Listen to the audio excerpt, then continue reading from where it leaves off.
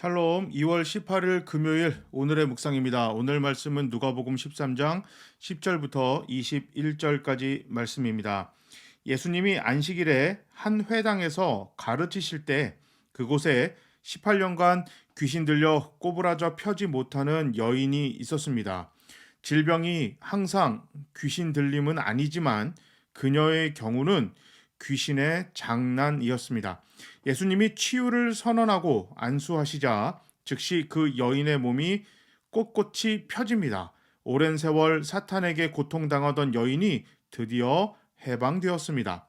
그러나 회당장은 안식일에 병 고친 것을 두고 분노합니다. 그는 신적인 이적에 대해서는 놀라지 않고 안식일 준수를 어긴 것만 지적합니다.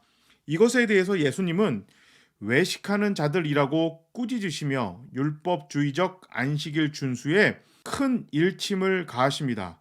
안식일의 주인이신 예수님은 죄와 사탄의 세력에 매인 영혼에게 참 자유를 주기 위해 오셨음을 밝히셨습니다. 겨자씨는 대단히 작지만 나중에 크게 자라서 큰 나무가 되어 공중의 새들이 그 가지에 머뭅니다. 누룩 또한 매우 작지만 크게 부풀게 하는 힘이 있습니다. 겨자씨와 누룩은 모두 처음에는 작지만 점점 자라고 크게 확산된다는 공통점이 있습니다.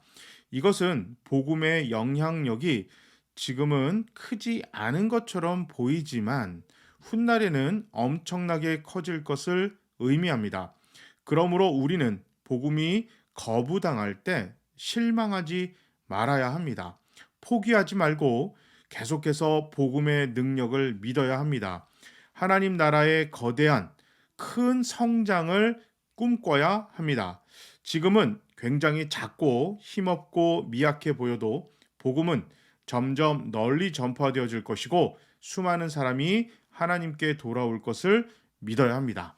오늘 본문을 통해서 예수님께서 율법주의에 사로잡혀 있는 한 복음이 선포되어지고 성장하지 못할 것임을 이야기했습니다. 복음은 사람을 살리는 것에 가장 중점을 두고 있습니다. 육적으로든 영적으로든 모든 사람을 평안하게 만들기를 원하는 것이 복음입니다. 그런데 율법주의는 사람을 불편하게 만듭니다. 행복하게 만들지 않고 점점 옥죄어오고 쫓기는 사람처럼 만들기가 쉽습니다. 율법이 나쁘다는 것이 아닙니다. 율법은 하나님 자녀답게 살아가는 방법입니다. 그런데 율법주의는 그 방법에 매여서 성령님의 능력과 하나님의 인도하심을 전혀 고려하지 않기 때문입니다. 글자에 매입니다. 법칙에 매여버립니다. 율법을 왜 주었는지 목적을 상실한 것이 율법주의입니다. 오늘 본문에서 예수님께서 누룩과 겨자씨 비유를 들면서 율법주의에 잡혀 있는 한 겨자씨와 같은 누룩과 같은 복음이 부풀어 올라 많은 사람을 행복하게 만들고 죄로부터 자유하게 만들고 하나님 백성이 되지 못하게 할 것이다. 예수님 경고하신 것입니다. 다시 한번 말하지만 율법주의를 조심해야 하는 것입니다. 이 땅에서 하나님 백성들이 살아가는 방법을 주신 그 이유를 잃어버린 것입니다.